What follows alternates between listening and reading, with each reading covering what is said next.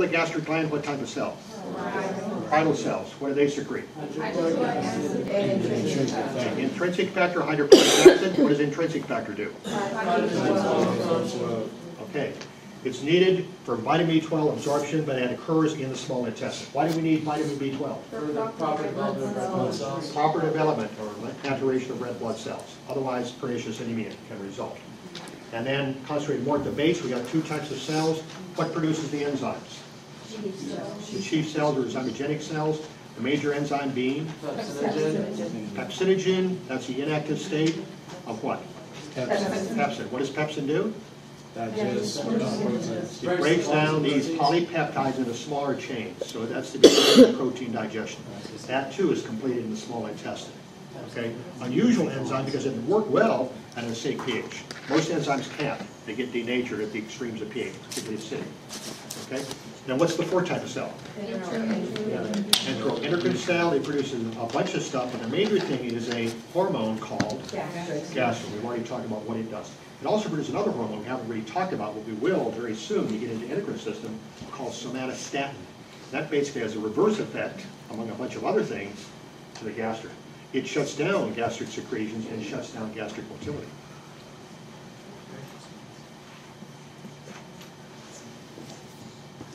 Okay. Then we talk about basically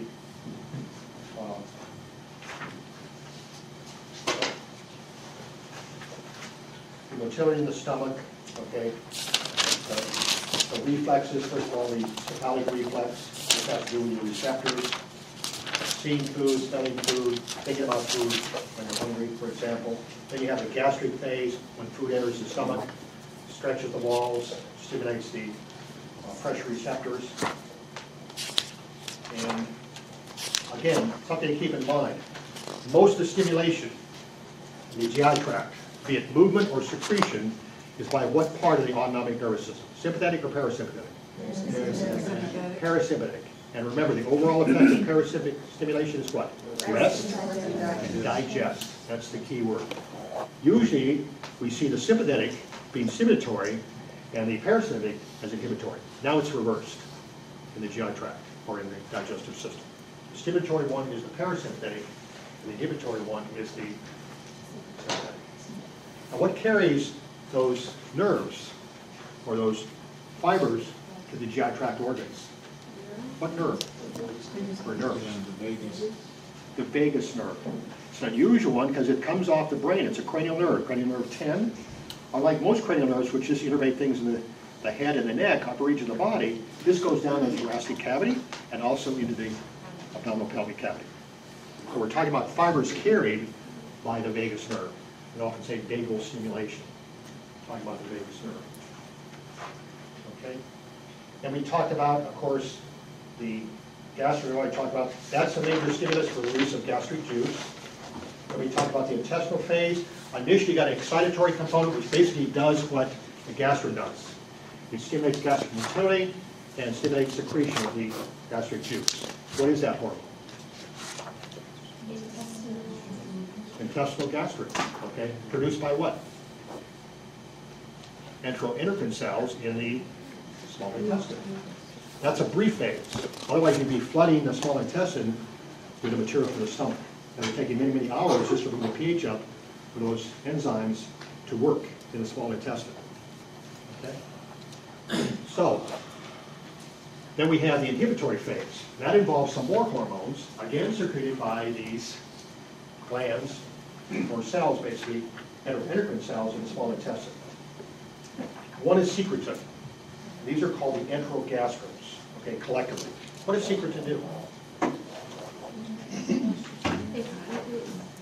first off, it inhibits gastric motility and secretion of the gastric glands, okay? So it's basically the reverse of what gastrin does. But it also affects other organs, like the pancreas. What does it cause the pancreas to do? Stimulates it to secrete bicarbonate. Okay, release secretions high in bicarbonate ions. What does that do? Neutralize the chyme.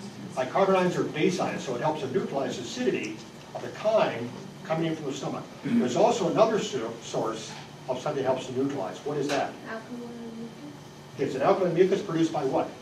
Varicose glands. The Villi which are located where?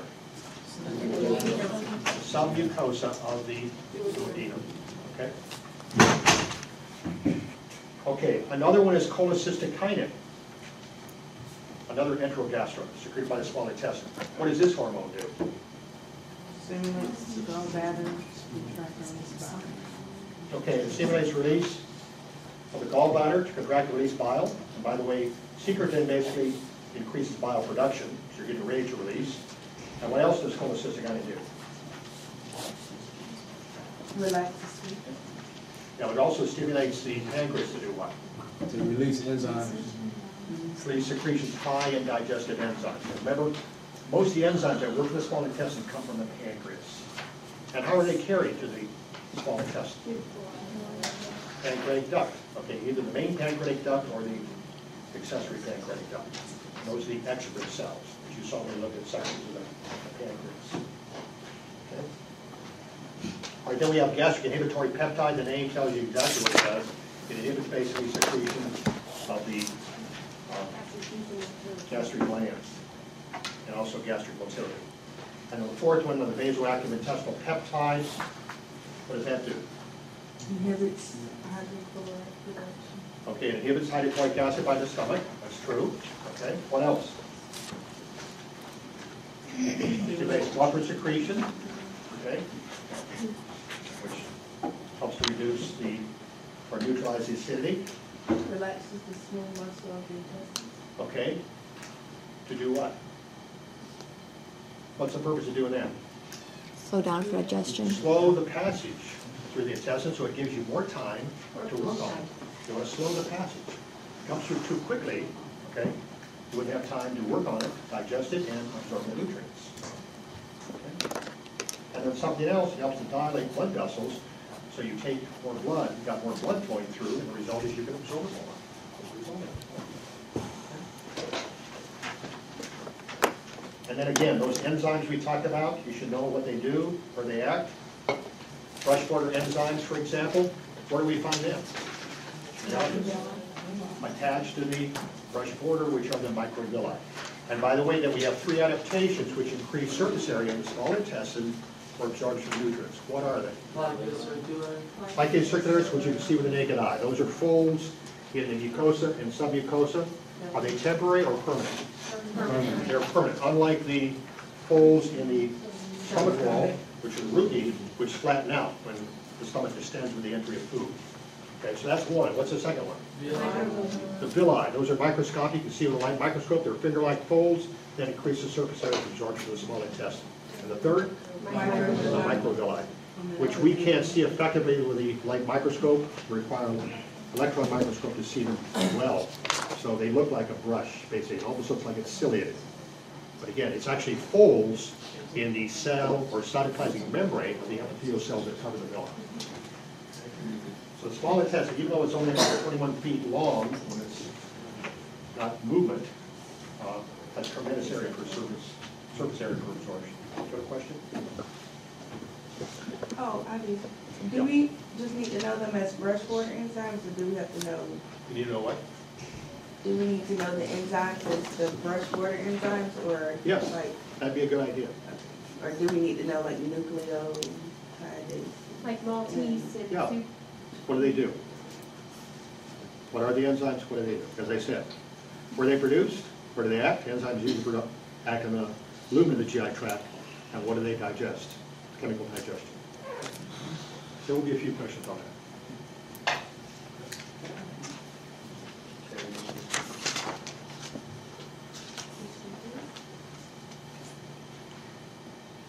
What do the Panna cells secrete?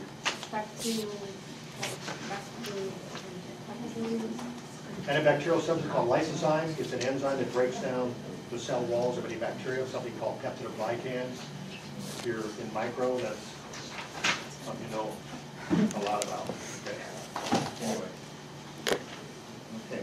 Also, as you go from duodenum to small intestine, there's some changes. What? Increase goblet cells. Okay. An increase in goblet cells, increase in Peyer's patches, Decrease in use, oh, complete loss. Complete loss. Loss of the Brunner's glands or duodenal glands only in the duodenum and And loss of decrease in intestinal crypts or crypts of Habercomb. Okay? Probably heard about that before. Okay, the lobes of the liver, you should know the lobes of the liver. You should know the blood vessels applying. As I said, you should know being able to trace through the bile. Okay, bile is collected, first of all, by bile ducts, and you can just call them bile ducts, in the portal triads. There are three vessels there. One's a bile duct collecting the bile produced by the liver cells or hepatocytes, channeled by bile canaliculi, okay, little channels. What are the other two vessels in the portal triad? Hepatic venule and hepatic. No, portal. Portal. Portal venule, hepatic arterial.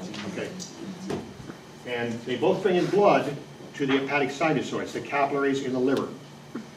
The blood coming in from the portal venules is rich in what? Nutrients. Not oxygen, but nutrients. Because what? They drain capillaries via the hepatic portal vein in the GI tract, where you picked up those nutrients. And it feeds capillaries in the liver. Okay? That's called a portal system, capillaries to capillaries. And that's why technically that artery is not a portal arterial. Okay? It simply is bringing in blood rich in oxygen. It's a small branch of the hepatic arterial. Okay?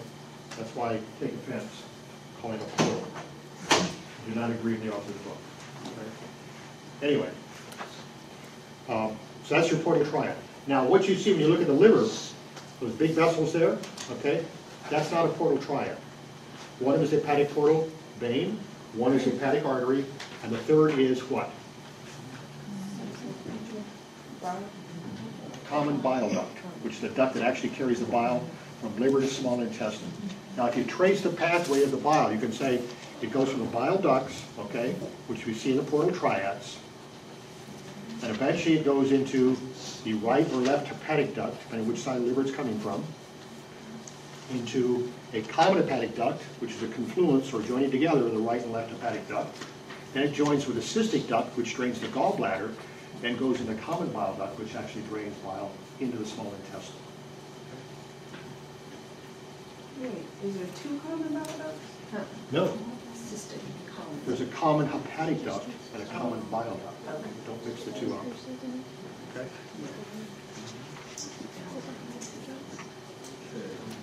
And the bile itself, which is produced by the liver, contains two major components. Bile pigments, which are waste products like bilirubin. Okay? Those come from the breakdown of the non-iron portion of the heme groups, and they're just being excreted in the small intestine to be carried out with the waste. And that's what gives color to the fecal matter. Okay? The other thing is anything but a waste product. What is that? what? What's the other major component of the bile that is not a waste product, but essential for digestion? Bile salts. The bile salts. What do the bile salts do? They break down fat? They emulsify fats. Is that a chemical breakdown? No. No, it is not. It's actually a mechanical breakdown. You're breaking down these pieces of fat into microscopic pieces of fat, so you have more surface area for the action of the digestive enzymes that break down fats, which are called what? Lipidase? Lipase. Lipase. Remember? Fat is a lipid. So the lipase. But we have a curious habit of breaking our fats down into glycerol and fatty acids, which are chains of carbon hydrogen, and then they get reassembled as fats when they pass through the epithelial cells. Then they have to basically, they pass or have to be picked up by capillaries, not blood capillaries, but lymphatic capillaries called lacteals, which are much more porous or permeable than our blood capillaries. And that's why your lymph is full of lipids, particularly fats. And then we redigest our fats in the blood. Okay? But bile salts, first aid in emulsification, then you form these complexes of fats, fat-soluble vitamins, like A, D, E, and K, and the bile salts basically take them up to the border, the mucosa, so they can be absorbed. Then they're reassembled, then they have to join, and by the way, those are called what? Those complexes called? Bile salts, fats, fat-soluble vitamins, micelles. Okay? Then they come up, they pass through, and now they're too big, so they join with proteins, and those are called what? and the microbes. And when they're picked up, go back to the blood and redigest the blood. So it wouldn't hurt to know that, how that occurs. Hey, what again? Know that. You said mycins or lysins? Know that. First, the bile salts join with the fat-soluble vitamins and the fats. They bring them up to the mucosal lining of the intestine. Okay? Those are called micelles. MIC, Turn to, what page is on? Under carbohydrate digestion. Okay, micelles. Okay, these are complexes of the fatty acids, the monoglycerides, the glycerol, okay, and the fat-soluble vitamins. That's what takes them up, the bile salts, and take them up through the intestinal wall. Then they're absorbed. Again, the fats or the glycerol and fatty acids get reabsorbed, or recombined, I should say. They're now fats again.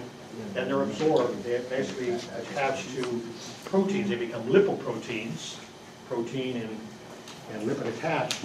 And that's how they're picked up then, excuse me, by the lacteals. They are carried through the lymph system, go into the blood, and then redigested. Okay? So it wouldn't hurt to know that pathway.